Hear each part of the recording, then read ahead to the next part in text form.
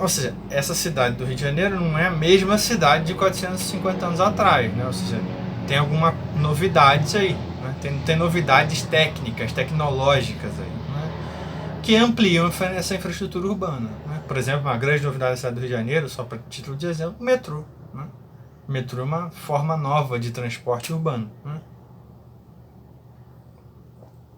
E, portanto, quando a gente está falando de urbanização, a gente está falando de um modo de vida novo, né? Deixa eu só ver se tem alguém querendo entrar na aula aqui. Não.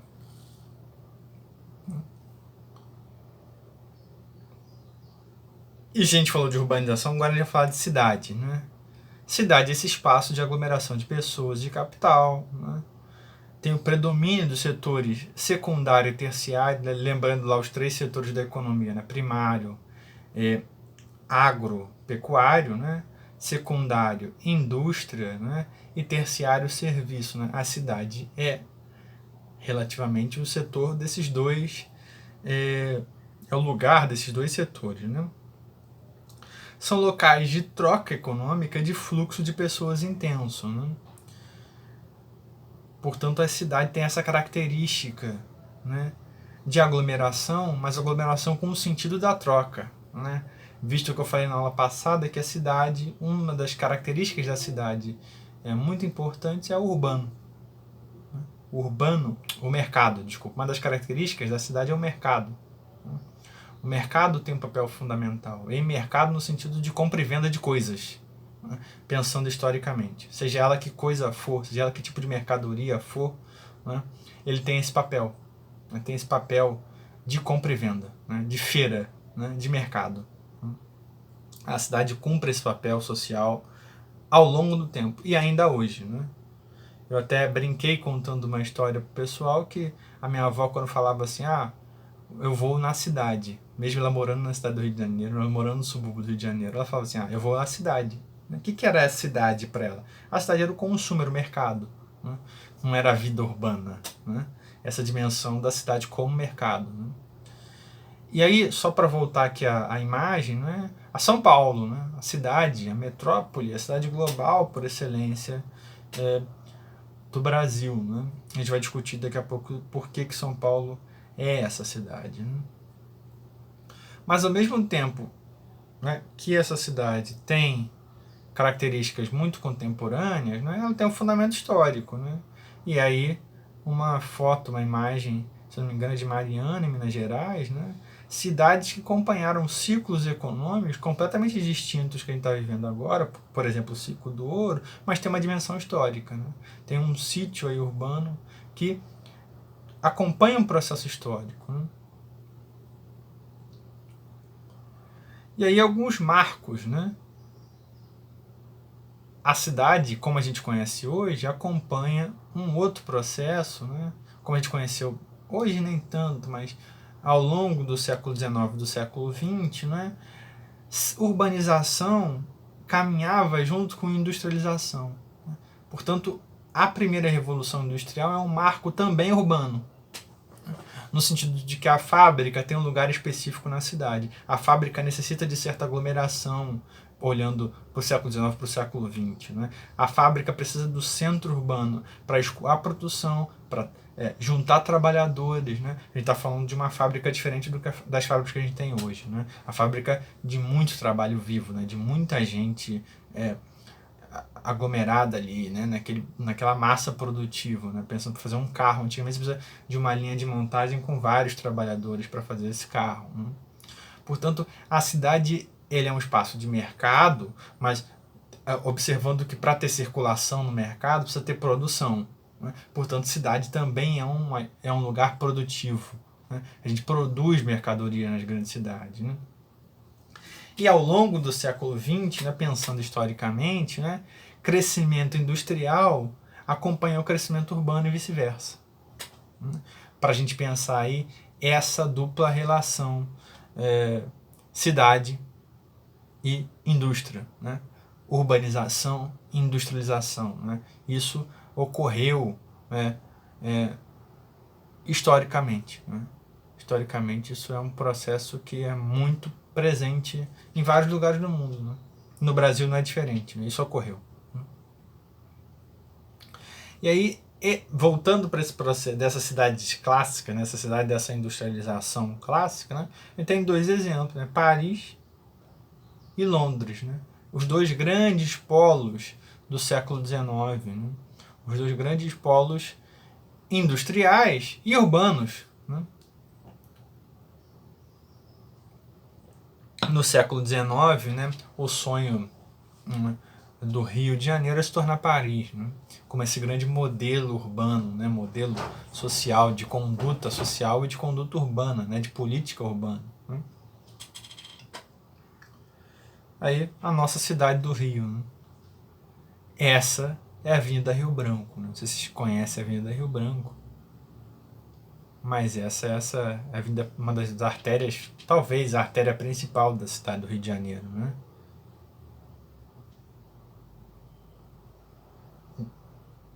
Diga.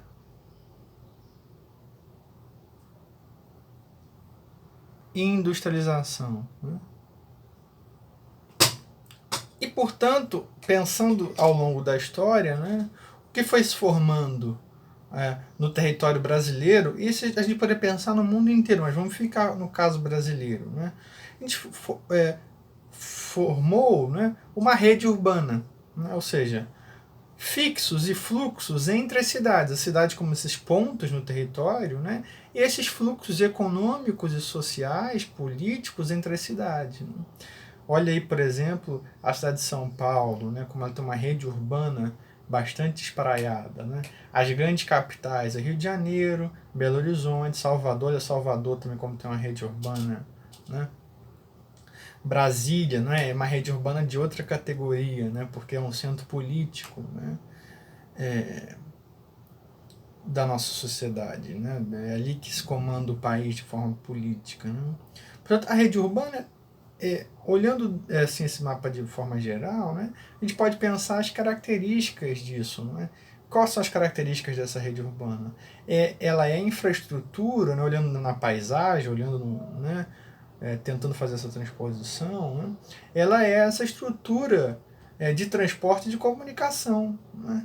A gente poderia olhar para esse mapa aqui, que são linhas bastante retas, a gente poderia olhar estradas, olhar linhas férreas, né? Olhar trens urbanos, né, dentro dessas cidades. Né. A gente poderia ver aqui toda uma categoria de fluxos de transporte, de redes de transporte, que é importante para a gente reconhecer a nossa cidade, né, para a gente reconhecer, né, o papel que esses sistemas urbanos têm no Brasil hoje. Né. Portanto, aqui a gente deixa de falar um pouco da cidade em si para falar de processos urbanos, de fluxo, de rede, né, de um certo comportamento coletivo, produtivo, econômico das cidades. Né, uma outra categoria. Né. Se essa rede tem, se ela existe, né, se a gente pode pensar as características dessa rede, né, a gente tem aqui uma hierarquia urbana. Né, ou seja, essas cidades são organizadas por grau de importância. Ou seja, pela qualidade e a quantidade dos serviços, pela essa infraestrutura de transporte e de comunicação, pela capacidade de atração de pessoas e capitais. Né? Todas essas características, né, são distintas, apesar de todas as cidades terem alguma delas, né, pelo menos ter um desses pontos, elas são distintas. Né? Tem graus de importância aqui, pensando muito do ponto de vista econômico, né? Muito do ponto de vista econômico produtivo, né, da circulação de mercadoria, né, do consumo de mercadoria, mas também da produção de mercadoria. Portanto, a gente tinha um esquema clássico, né? Ou seja, a pequena vila que se relacionava com a cidade local, que se relacionava com esse centro regional, que se relacionava com a metrópole regional e que se relacionava com a grande metrópole. Né? A grande metrópole sendo esse local aglutinador, né? Esse local que junta a gente. Né? No nosso mundo atual, né, lembrando lá das nossas aulas do segundo ano sobre globalização, né, sobre telecomunicações e internet, sobre toda uma nova forma de organização, né, a gente tem aí uma outra esfera, não é, produtiva e econômica, né, que é a metrópole nacional. Ela se comporta agora se relacionando com toda uma hierarquia urbana nova, né, no sentido de que antes, né, para o camaradinha da vila fazer um depósito bancário, né, o camaradinha do sítio lá para o depósito bancário, ele tinha que andar quilômetros talvez para fazer um depósito, para investir o dinheiro dele em algum lugar, para ele fazer uma compra mais complexa, né? Hoje não.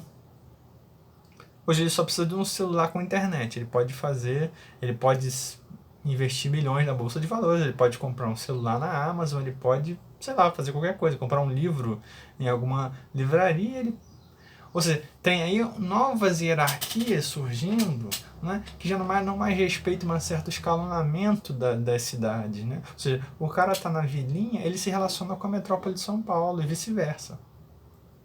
Ao mesmo tempo que essa metrópole está se relacionando com a vilinha e com Nova York. Com a vilinha, com a cidade, pequena cidade do interior e com Xangai. Né? Ou seja, a globalização transforma um pouco essa rede urbana, né, nacional.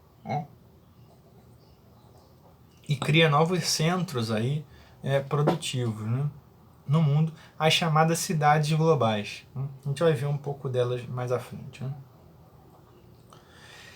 E, portanto, a gente tem esse conceito, né, que é o conceito não mais da cidade, mas da metrópole. Né? É a cidade com características mais específicas. Né? Ela é uma cidade com grande crescimento, né?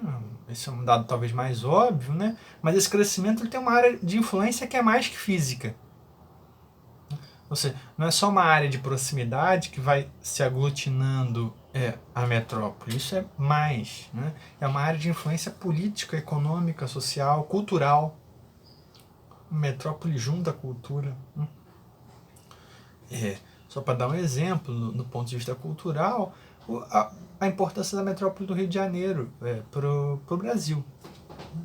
Por exemplo, uma coisa que o brasileiro faz, que é ver novela, né, é feito em uma cidade, é feito no Rio de Janeiro, na Globo. Né? Ou seja, isso tem uma dimensão aí que é uma área de influência, que é uma área de conduta, de consumo, né, que ela não é só econômica do ponto de vista produtivo direto, né? Ou seja, não é só da fábrica, não é só tem outras formas de produção e que fazem uma metrópole ser importante. Né? Ela é uma cidade polarizadora de serviços, de capital e de bem, né? Ou seja, é uma cidade que aglutina, uma cidade que tem os grandes bancos, uma cidade centralizadora, né? Polarizadora nesse sentido, né? Que junta capital, bem, serviço. Tem alguns serviços que só existem nas grandes metrópoles. Por exemplo, centros de pesquisa, universidade. Né? A gente tem as universidades nas áreas metropolitanas muito organizadas, né? No Brasil, por exemplo. E essa metrópole, ela, do ponto de vista político, né? Ela sempre funciona como uma região metropolitana. Ou seja, é uma cidade e várias cidades conurbadas. Né? Só olhar, por exemplo, o nosso caso. Né? Quando você pega a Dutra aqui em Irajá, do lado da minha casa, né? Se um turista entrar na Dutra por engano, ele vai sair do Rio de Janeiro, vai até Japeri, sem ver muita diferença na paisagem. É urbano, é casa, é moradia, é fábrica. Ou seja, essa região metropolitana, né, ela tem um certo contínuo. Né? Apesar da mudança política, apesar de mudar a prefeitura, mudar a Câmara de Vereadores, né, tem um certo contínuo aí físico, né, da paisagem que você observa e é muito parecido. Né?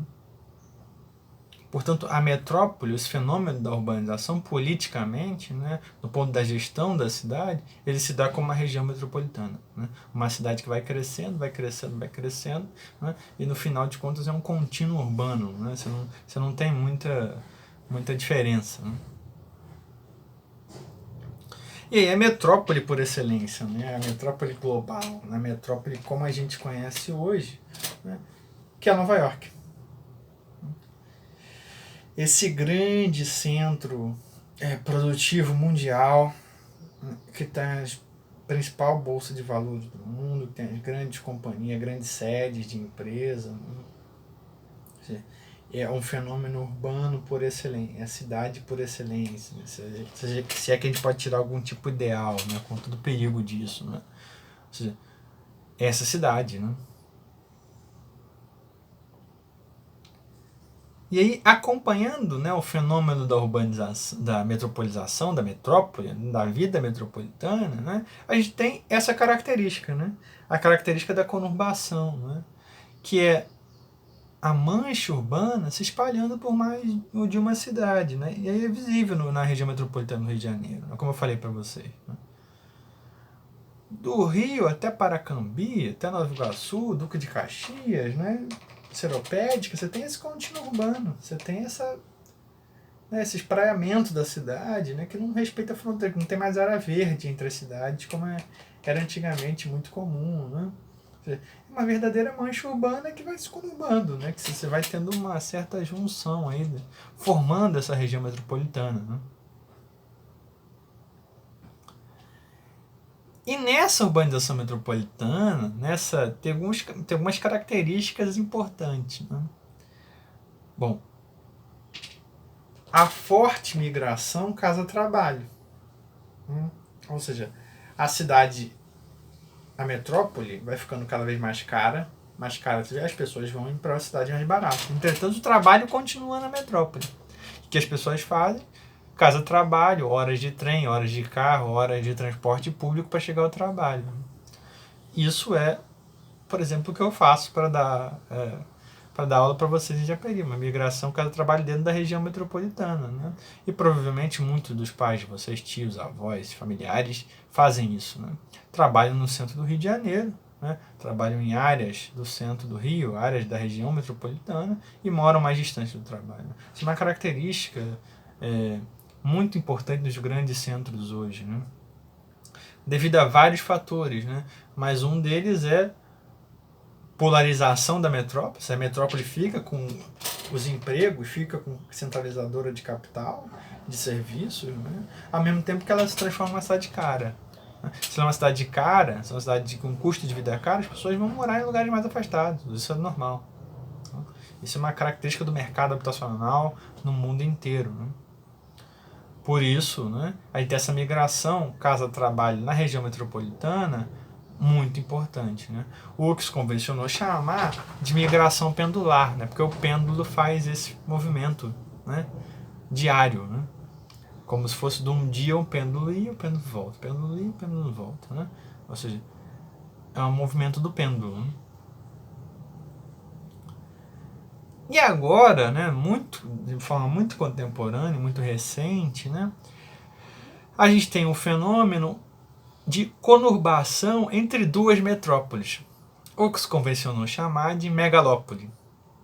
Ou seja, é a cidade, no Brasil é a cidade do Rio de Janeiro, de São Paulo, de Campinas e Santos, né, essa cidade formando um contínuo produtivo. Né. Eu diria, isso é mais uma tendência do que uma realidade, né?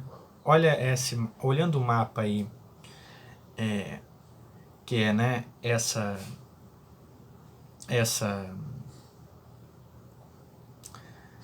recorte no território, né? Mas quando a gente olha ali a região, as cidades, né, olhando a cidade, olhando a imagem satélite à noite, a gente vai ver um comportamento distinto. Né? Não tem um contínuo urbano entre Rio de Janeiro e São Paulo. Tem uma ligação pela Dutra, isso é uma tendência no Rio de Janeiro. Né? Por que isso? Né? Porque Santos é um porto, ou seja, uma área de escoamento da produção, tem uma região na Dutra, né, entre Rio e São Paulo, que é produtiva, que são várias fábricas, principais fábricas do Brasil estão ali, né? Do Brasil é uma certa forçação de barra, mas da região sudeste, né? Campinas é um grande centro tecnológico, né? Que faz com que essa área se integre. Né? Mas a gente não tem só no Brasil a megalópole, a gente tem Boston, Washington, Chicago, Pittsburgh, né? A gente tem megalópole no Japão, Tóquio, né? Ou seja, isso é uma certa dimensão da urbanização muito contemporânea, esse comportamento global das cidades. Né?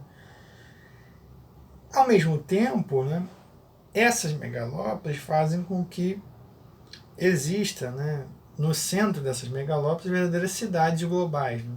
Essas cidades que têm fluxos globais muito intensos. Né? Ela não tem só a centralização de capital do ponto de vista nacional, a centralização de capital do ponto de vista global, visto que o mercado globalizado funciona 24 horas por dia no mundo inteiro, né? E essas cidades são grandes verdadeiros centros de bolsa de valores. Uma das definições é essa centralização de capital, mas a Bolsa de Valores global tem um papel importante para definir isso. Né? A cidade global é a cidade da Bolsa de Valores, né? A cidade onde esses mercados todos funcionam. Né? Quais são as grandes cidades globais? Né? Tóquio, Londres, Nova York. São as 3 grandes cidades globais por excelência, né? Mas a gente tem outras aí que a gente pode definir, né? Paris como sendo uma delas, né? Dubai, São Paulo, né? Pela Bolsa de Valores de São Paulo, né? E agora a gente começa a pensar os problemas dessa cidade.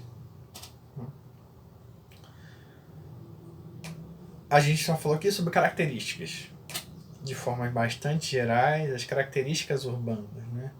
Mas essas grandes cidades, né, parecem problemas, né, bastante sérios. Cidades que possuem 10 milhões de habitantes, 8 milhões de habitantes, 9 milhões de habitantes, são cidades que possuem um inchaço, né, gigante. Né? E aí as pessoas, esse inchaço ele não é... As pessoas não estão ali porque querem. Né? Esse inchaço tem um papel econômico. Né? Essas economias de aglomeração têm um papel importante aí. Né? Para baratear produção, né? E para baratear custo de vida. Né? O setor terciário aí tem um papel importantíssimo. Né? Mas o conceito de megacidade é um conceito meramente quantitativo, populacional. Que é importante, né, para a gente aqui, sempre é importante, mas não explica tudo. Não ajuda a explicar tudo. Não ajuda a explicar, do ponto de vista populacional, a qualidade de vida de uma cidade. Né? E a gente tem um fenômeno, né, da macrocefalia urbana, né, a saturação desse espaço urbano. Né? Crescimento acelerado, né, mais falta de planejamento. Ou seja, sem atuação forte do Estado na regulação do espaço urbano. Né? Isso é uma característica bastante geral. A gente pode pensar depois melhor isso. Né? A gente tem essa característica da macrocefalia urbana, do inchaço urbano. Né? É uma característica dos países periféricos. Né? Que características são essas? Né? Violência, desemprego, né? Congestionamento, né? Inchaço dos transportes públicos, né? Moradia irregular, né? Mas isso tudo tem um papel econômico. Né? Isso tudo não existe do nada. Né? Tem uma explicação aí por trás disso. Né? Uma característica da nossa cidade, e aí das nossas cidades latino-americanas, inclusive, né? É essa hipertrofia do setor terciário. Né? O que é isso? Né?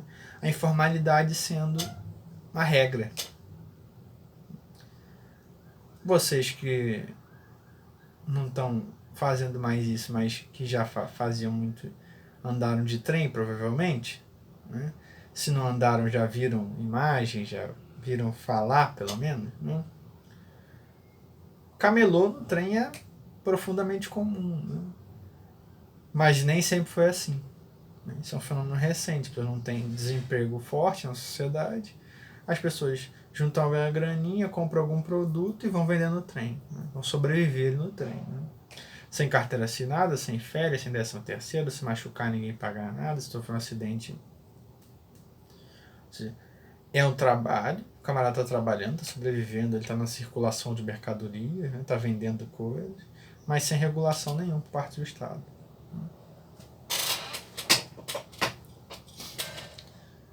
Esses são fenômenos da vida urbana importantes para a gente pensar. Né? Ao mesmo tempo, né, a gente tem outros fenômenos que não são tão nossos assim, né, mas que são importantes para a gente pensar a realidade brasileira, né, que é a chamada desmetropolização ou economias de desaglomeração. Né? Ou seja, a cidade está muito inchada, né? Passa a ficar cada vez mais cara, cada vez mais difícil circular, cada vez mais difícil produzir. Né? As pessoas escolhem para cidades menores. Né? O que faz também o verdadeiro crescimento das cidades médias no país. Né? A cidade média se transforma numa característica importante. Né? Em alguns lugares, né, principalmente na Europa, a gente tem uma coisa chamada involução urbana, shrink cities, né, cidades diminuindo, né, as cidades perdendo população. Né. Por exemplo, cidades em Portugal que escolas fecham. Ou seja, para a nossa realidade, uma escola fechar é um negócio, né, um assassinato, né, uma coisa assim, é uma aberração. Né.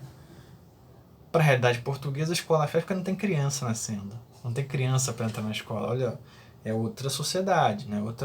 É outra dimensão aí da vida econômica, são outras... Mas isso é um fenômeno urbano importante na Europa, por exemplo. A gente não pode deixar de passar aqui. E a gente tem o fenômeno também da ruralização, né? Ou seja, das cidades ficarem de cidades, né, de espaços rurais, se tiveram um misto aí de cidades do agronegócio, né? Cidades que não são as cidades clássicas, né? Mas têm estruturas urbanas fortes, né? Pensando essa realidade urbana global. Né?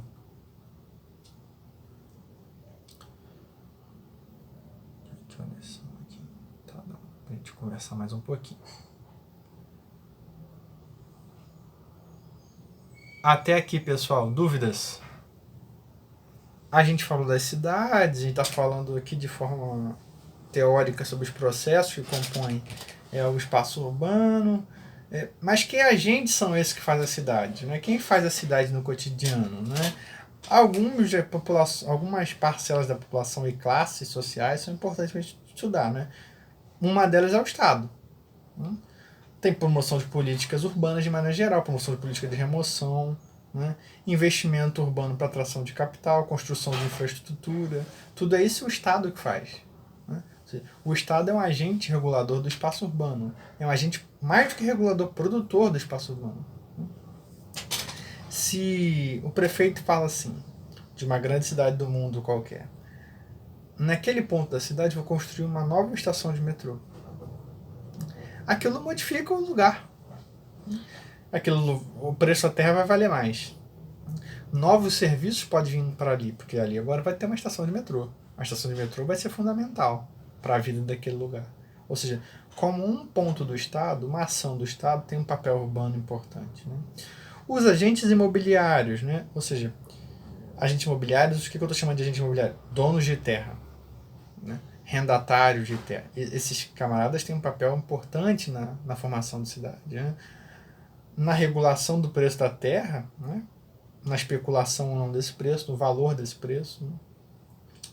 Na realização aí entre Estado e mercado, né? Ou seja, como esses agentes imobiliários se relacionam com o mercado.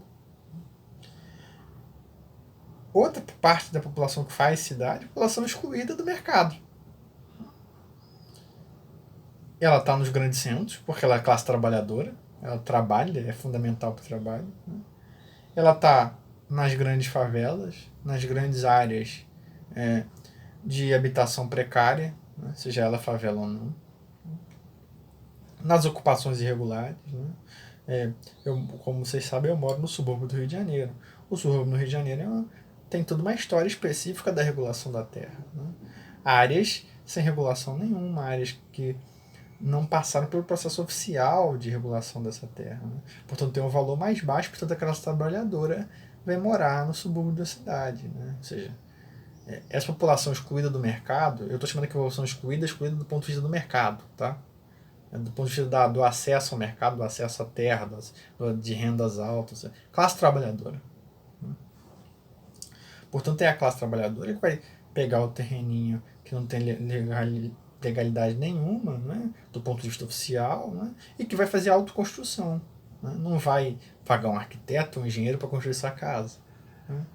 Afinal, a casa, a moradia, né, tem um papel importantíssimo na cidade. Né. a cidade, a gente poderia dizer, a cidade é um conjunto de moradias, se a gente não olhar pelo aspecto produtivo. Né? Portanto, essa população, a classe trabalhadora, tem um papel fundamental na história urbana, né? Fazendo cidade das mais variadas formas. E, portanto, a gente tem aí, pensando essas classes que habitam a cidade, né, pensando ricos e pobres, né, burguesia e classe trabalhadora, pensando agentes do Estado, agentes públicos e políticos, né, esses diferentes agentes produzem diferentes cidades. Né. Essa é uma dimensão da desigualdade urbana, essa é uma dimensão da segregação urbana que é importante a gente pensar. Né. Então, tem um espaço articulado, né, que é a cidade formal, bem entregada pelos fluxos, pelos serviços, né? Que o Milton Santos, um geógrafo que a gente já conversou várias vezes sobre ele, né? Chamou de circuito superior da economia. Né? Superior não no sentido de superioridade, no sentido moral disso, mas no sentido econômico disso. Né? Superior no sentido de estar conectado com os grandes fluxos globais, está conectado às cidades globais, são as áreas valorizadas da cidade. Né? No Rio de Janeiro é a Zona Sul, né? São as áreas do grande capital, do grande preço da terra. Né? São as áreas que as classes A e B habitam. Né?